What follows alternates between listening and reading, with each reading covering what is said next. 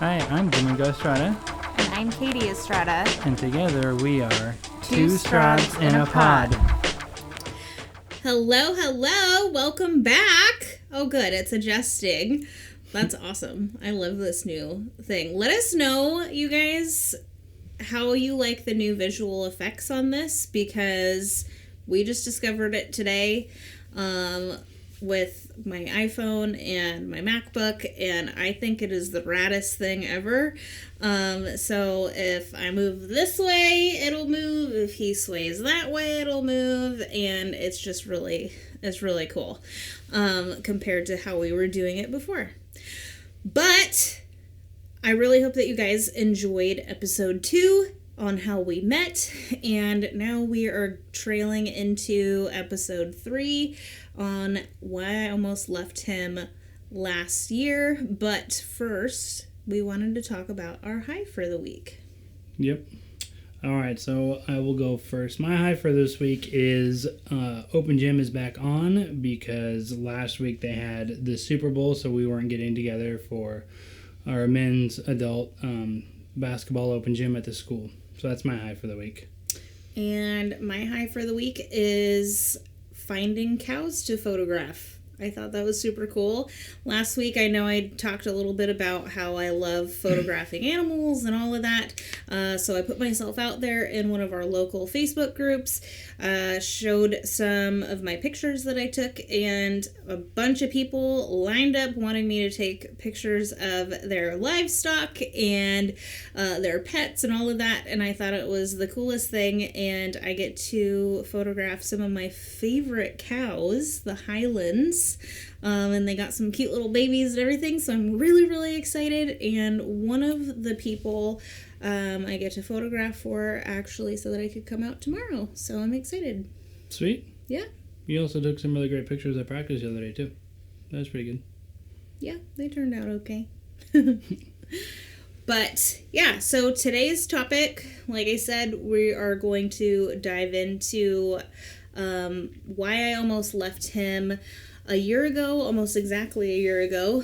A little more than that, actually, now. But, yeah, it's gonna be pretty emotional. It's pretty heavy, so prepare yourself for that. But it has a happy ending, obviously. We're still here.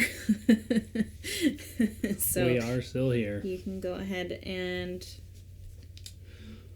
Okay, so I know that last week we got kind of into it a little bit about how we met and how we got started. And we talked a lot about how, in the beginning, a lot of it was just a lot of partying, a lot of drinking, and me just asking, like, why are you still here? And now it's been 12 years later, and you are still here. I am still here. But we did, in the beginning, we decided, like we said last week, that we're going to have a child together, and we did. And as a result of that, I realized that I needed to get a different job, because the one that I was working at that time, it was a temporary job. I was only working maybe I think the very last year that I worked there, it was 6 months out of the year. So obviously I couldn't do that to support us. So I ended up finding another job that was full-time, year-round, and slightly better pay. And this was in 2012. And from there all the way up until 2019, I had been working there. And by this point, this was the only real job that I ever had. It was the only thing that I knew. And so when 2019 came around, they had let me go for some stuff. And like I said before, like, that being the only job that I've ever had, it really, like, affected me a lot. That and in combination with the fact that, we were, like, she had quit drinking for the most part, but I really kind of, like, I hadn't yet. And so the combination of the fact that I had still been basically just, like, drinking a lot. Well, it's not that you didn't try to stop before, too. Yeah, that's true. But, once I lost my job, that's really where I think it took off a lot more. And then the drinking from there just got a lot heavier and way more frequent. starting with that. Well, back up a little bit, because that same year, or like just a few months prior, we had lost the home that we lived in for 5.5 years, because you were drinking, and I wasn't doing very well in my business at that point because I was grieving the loss of my grandmother, and so literally everything else just kind of fell to the side, and that, in combination with your drinking and not paying rent, we lost our home and had to move out to your family's property to get back on our feet. And it was like just a couple months later that you had lost your job. Yeah, so I lost my job. I at that point, after that, I had no income.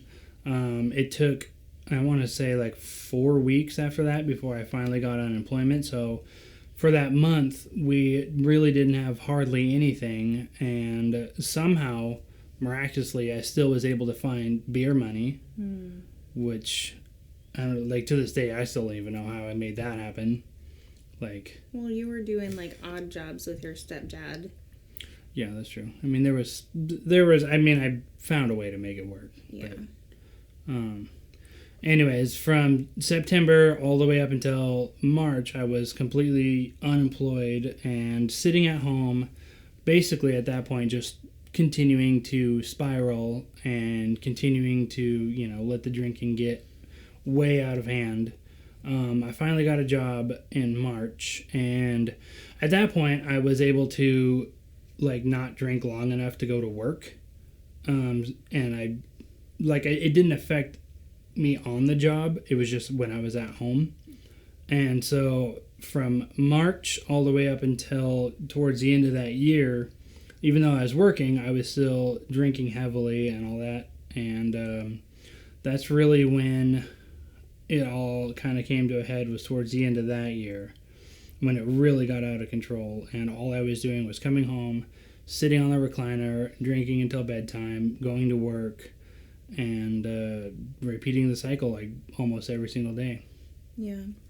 And mind you, when he got his job in March, it was like literally a week before the pandemic had started shutting schools down. So we were like, yay, we're like, things are getting better, things are looking up. And then the world shut down. That didn't help anybody. Yeah, no. And my business was on the up and up at that point. So that was fantastic. Like, it seemed like we were getting to a better place, and financially, absolutely we were. But both of our mental health was just not in a prime place at all. He was not only dealing with the drinking, but he was battling a lot of his unresolved childhood trauma at the same time, and really running from it and seeking like a Band-Aid at the bottom of a beer can, So I, at that point, had been diagnosed with misdiagnosed with bipolar. I was on some pretty heavy antidepressants that were giving me manic symptoms. And so I was put on even more medication, and then I was also put on steroids for the psoriatic arthritis in my spine. And I was taking other medicines for my other autoimmune conditions, my lupus and all of that. And so I was not doing okay, and I needed him. Like, I needed his support, and I just didn't have it, and I felt very, very alone. And then he would get wasted, and he would, him and Zephyr, who was like, he was like 6, 7 at the time. No, he was 7 at the time. 7, 8. And they would fight all the time. Our son has an emotional dysregulation disorder and ADHD. So his behavior would set him off, and because he wasn't present with him and doing things with him anymore, he was pissed off, and like I was in my own thing, and so we were all just very unhappy individuals. And it wasn't going very well. So when I would try to talk to him or do things with him, he would just kind of blow me off, and I felt very unheard, very unseen, very unwanted. There was like next to no intimacy. We never bonded or did anything as a family. Like, it was just, oh, he's home, and 30 seconds after he walks in the door, he's cracking open a beer. And not just one beer, but 2 beers, and then I would check the bank statements, and he would go to various different gas stations multiple times a day, and it was always very specific dollar amounts, and it was always for the same amounts. And then a couple of times the liquor store would pop up and all of that, and so I started confronting him about it. And he would literally just gaslight me over it and make me feel like I was crazy, and that there wasn't a problem. He didn't have an issue. But then sometimes he would just get so wasted. He would have temper tantrums. Like, I remember one time, it was really scary. It was shortly after your birthday. You got really, really drunk. Your brother was there. His girlfriend was there. They ended up leaving eventually, but you got really in your feelings about some things with a certain individual that I'm not going to name on this podcast, but I remember he went and took a shower, and he started screaming and punching the shower wall. And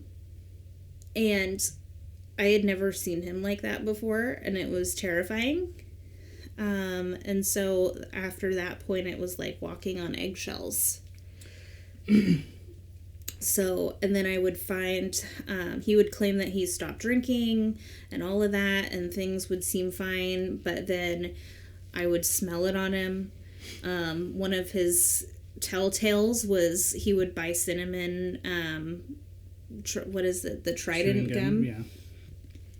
He would buy the cinnamon gum to cover up the smell on his breath. And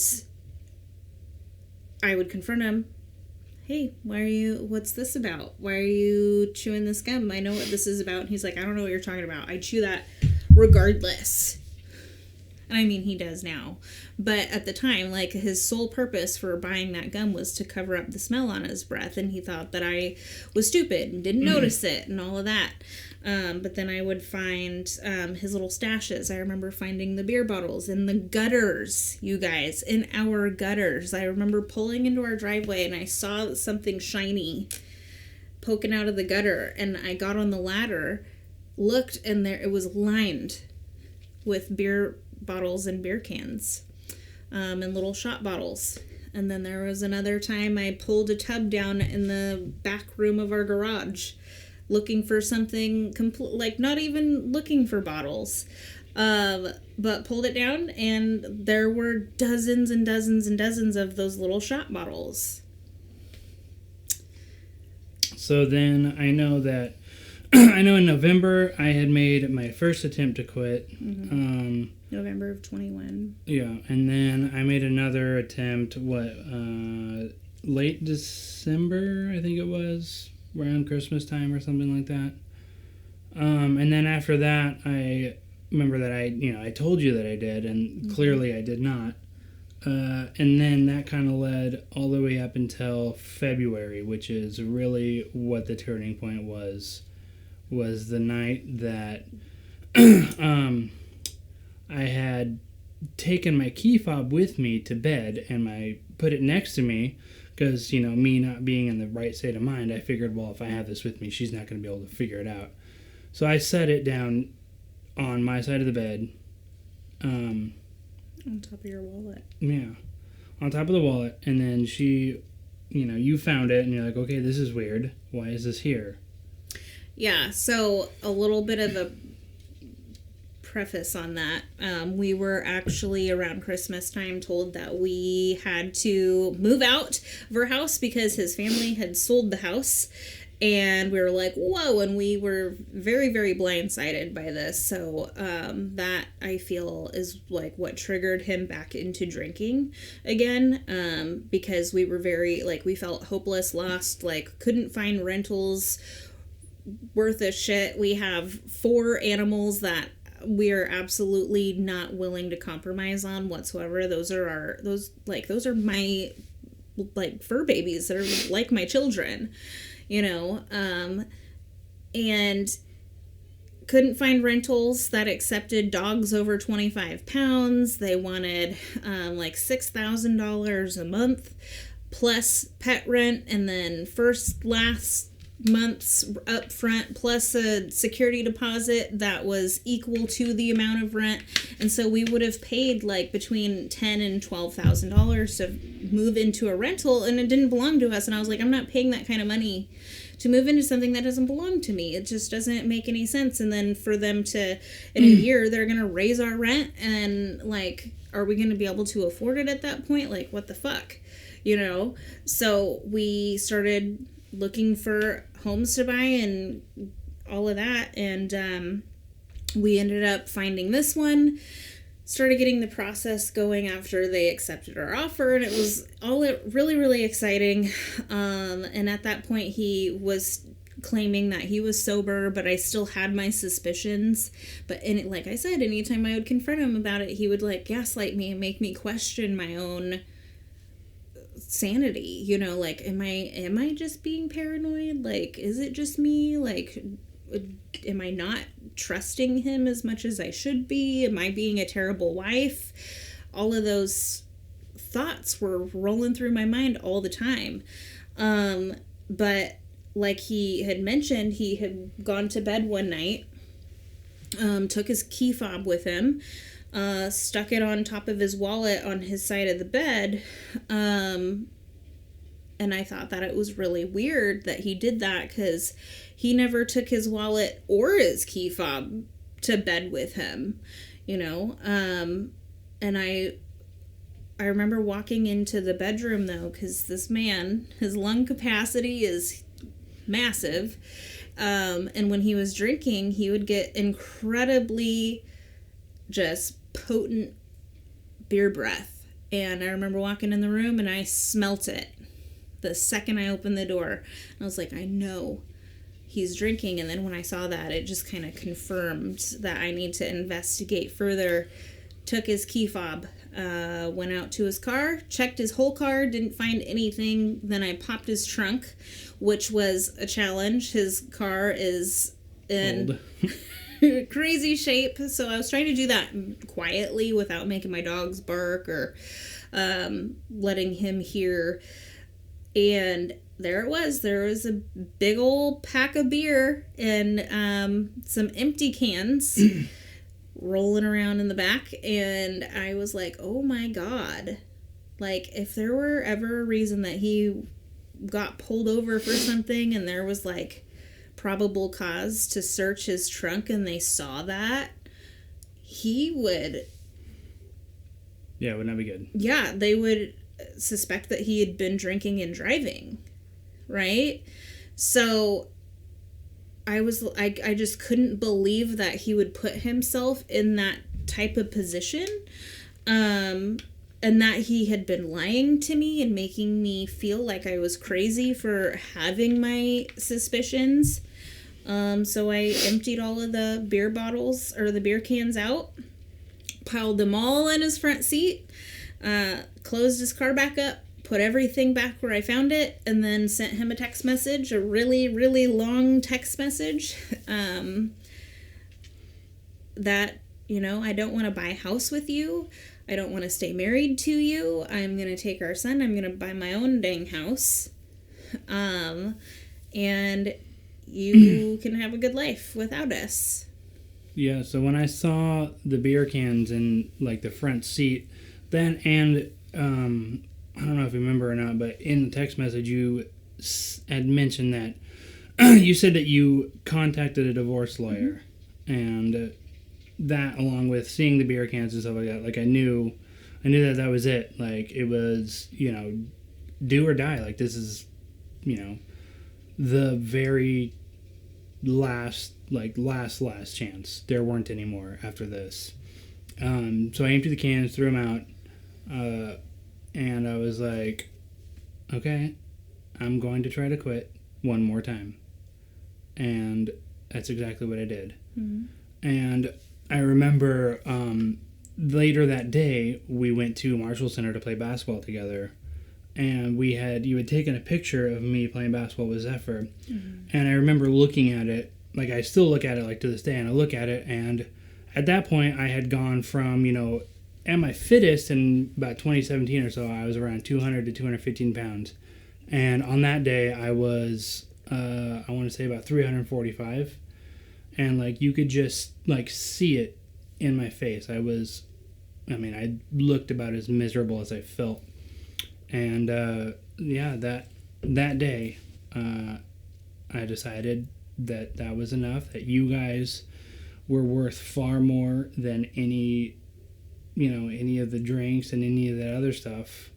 And from there, I turned it around, and I haven't had anything to drink since then. And I really just, I'm just grateful that you gave me that chance to do.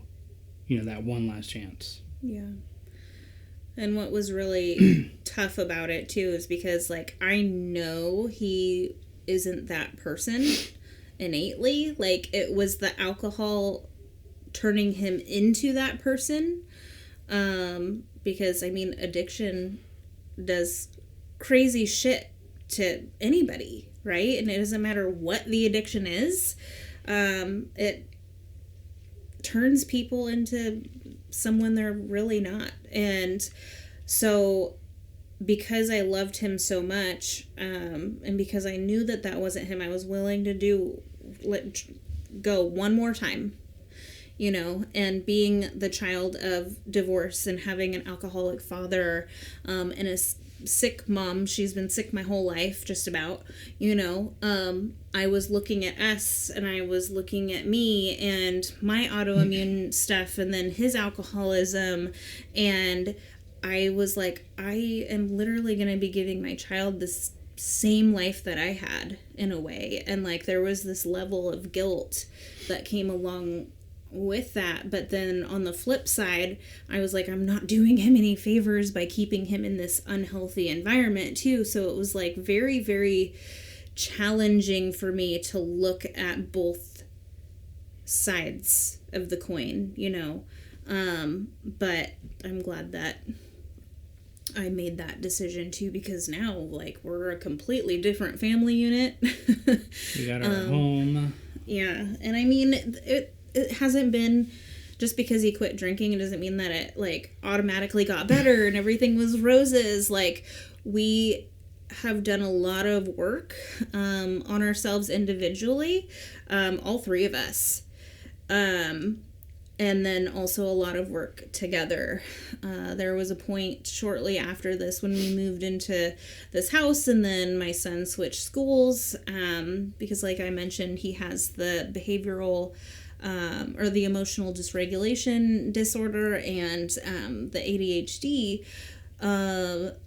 He felt really, really different from other kids, so he was being tremendously bullied because he didn't act normal, and so he was having, at just 9 years old, he was having thoughts of self-harm and all of that stuff. So like, he had gotten sober, but that's when all of the real work began as a family unit. And our son felt lonely. He didn't have real friends. And because I was mentally absent. He was mentally absent for different reasons. Like, he just felt really alone, so we had to work on that together. And we have gotten into family counseling, and we've done a lot of personal development, and we've really all been working on our communication skills together. And while it's not perfect, like, we're miles and miles ahead of where we were just this February. So it's been a crazy roller coaster, but it's been good. It has been a lot of work. Yeah. The hardest part now is, the drinks are gone, but some of some of the issues are still kind of there. So for me, it's a little bit of I still have to work on what was there before, and now I don't really have the Band-Aid to just I'll deal with it tomorrow or whatever. Yeah. Yeah. And it's just one of those things, the only way to it is through it. And it eventually comes to a point, you have to face your shit. You have to. You can't just pretend it doesn't exist. You can't outrun it. It's always going to be there, but you can change the way that you think about it, feel about it, and deal with it.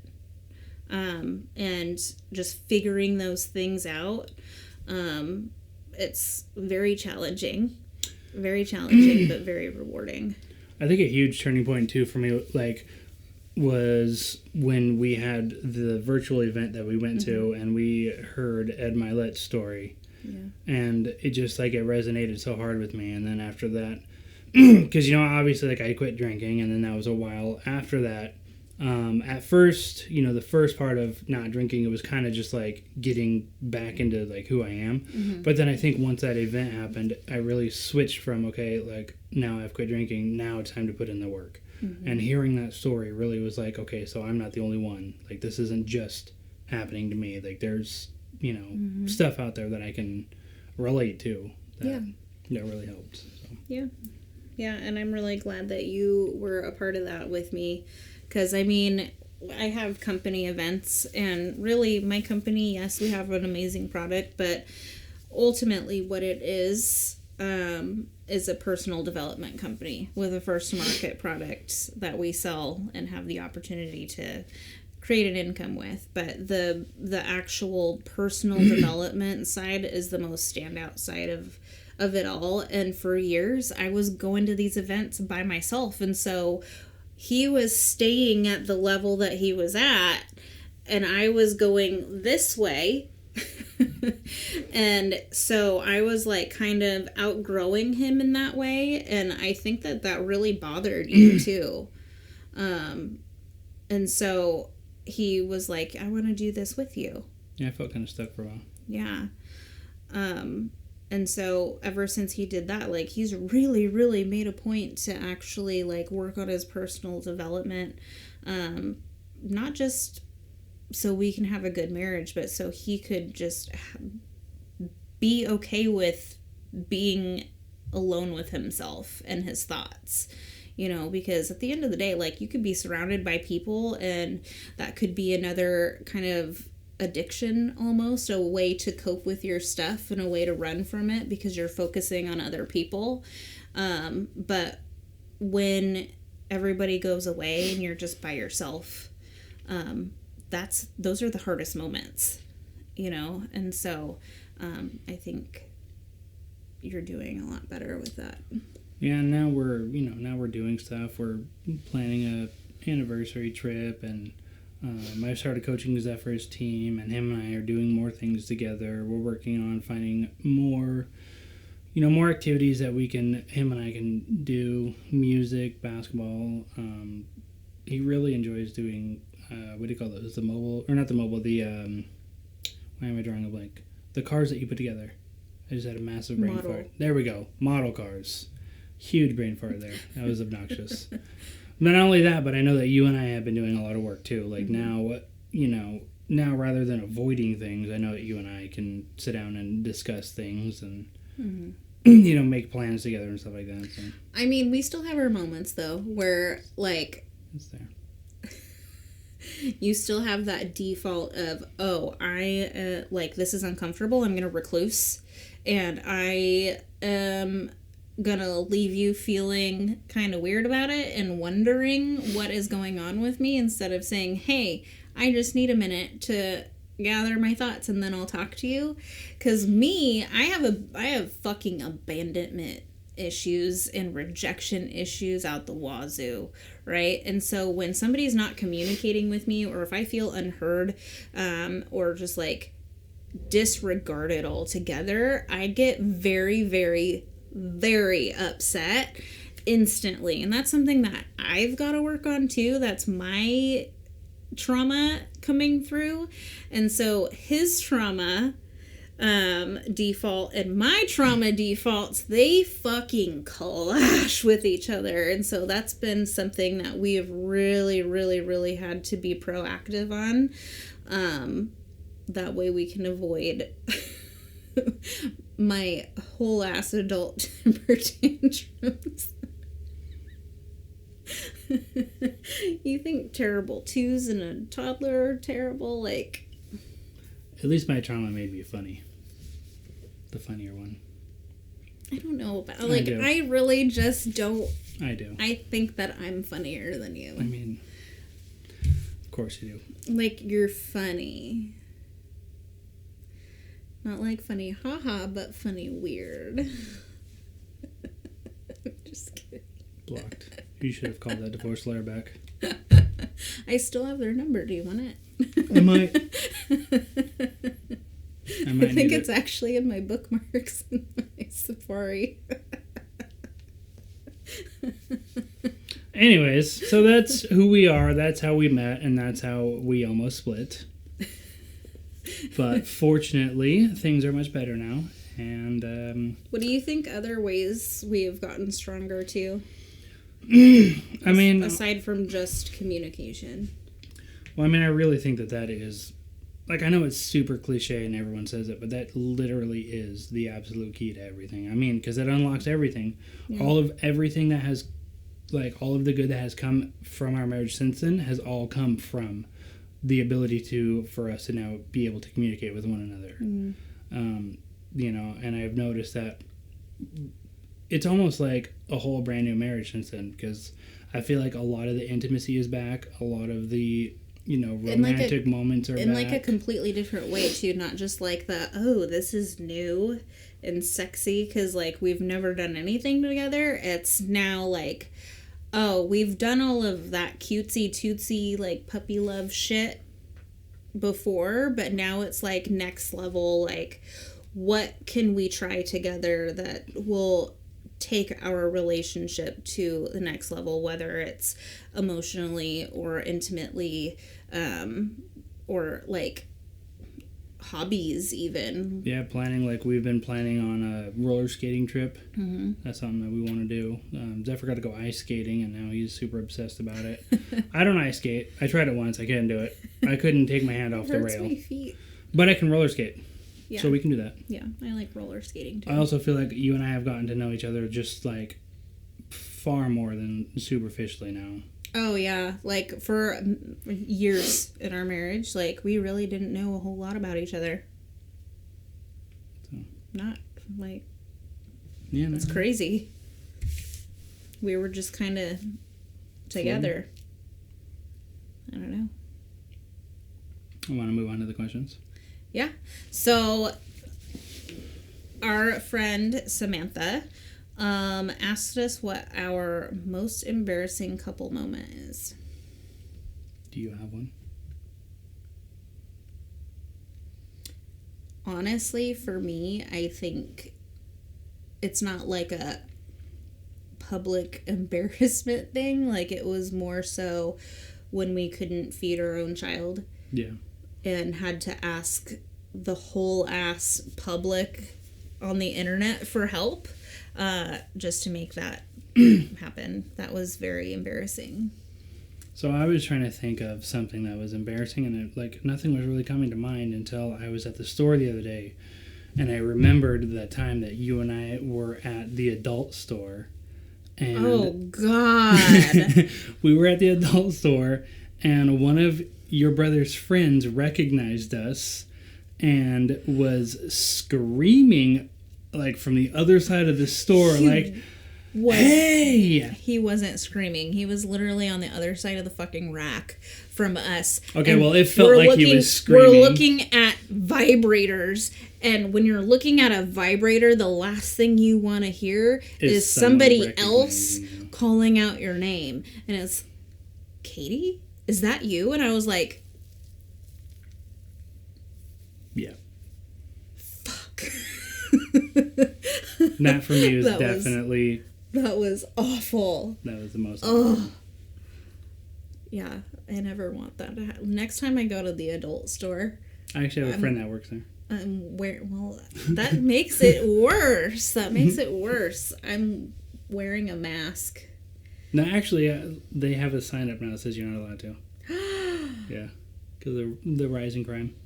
Yeah, no longer allowed to wear masks in the shop. Good times. I fucking hate America. Good times. I don't hate America, but I hate America. You know what I mean? What the fuck? Ugh. Okay, question 2. Vanessa asked something about social media that bothers you the most. I think it's the toxicity. Just the whole keyboard warrior mentality of just like, I can say this and I'm not going to get punched in the face for saying it. And they just don't, like, there's nothing stopping someone from saying something that they would not say if they were right there. I mean, I feel like a good rule of thumb is if you're not going to say it to somebody's face, you have no fucking business saying it on an online platform. You just don't. You don't. You know, what is the point? What do you get out of it? Get a fucking counselor. If you have that type of pent-up rage, get a counselor. Get a journal. Get some Xanax. I don't know. Like, calm the fuck down and log off. Mine, I think it's the overwhelming addiction to the like and comment and share validation. Yeah, I could see that. I mean, you participate in that. Dopamine. That's actually been a major thing that we've been working through. He gets very upset if I don't like or comment or support his 900 posts that he puts out every single day. Like, I'm supposed to just see every single one of them immediately, and he thinks I'm like neglecting him. Or like, we'll be sitting next to each other and he'll comment on something of mine, but I won't comment back because I'm sitting right next to him. Like, I've responded to him to his face. And then he's like, why didn't you say anything to me? And I'm like, I did. Like, how did we survive as a human race, like, all of these years without social media? I just don't understand. So, and that boils down to communication. You can't do that. I did. All right. Anyways. That was a deep episode. That was an emotional one for sure. Yeah. I think next week, I don't know what exactly we'll do, but I know Zephyr's been asking to be on the show, so I think maybe next week we'll do something with him, have him come on, and we'll talk with him about something. Yeah, that actually leads me to tell you guys, ask questions. If you're listening on Spotify or Anchor, there is a little box that you can click on underneath, like at the very bottom of this episode, or it might be a button, but you can ask a question there. And if you're on YouTube, ask in the comments, and on Apple Podcasts, you can just leave a rating with a comment as well, or a review with your question, and we'll see it that way. Or you can just message it to us. Really doesn't matter, as long as you are. Ask some questions for Zephyr. Yep. He loves that stuff. He will, and he is not like us at all. Oh, he is not shy. He is a very straight shooter, and he will tell you like it is. No filter, no fucks given. Like, yeah. So, excited for that. And then, as usual, like, share, subscribe, and rate our podcast. We appreciate you.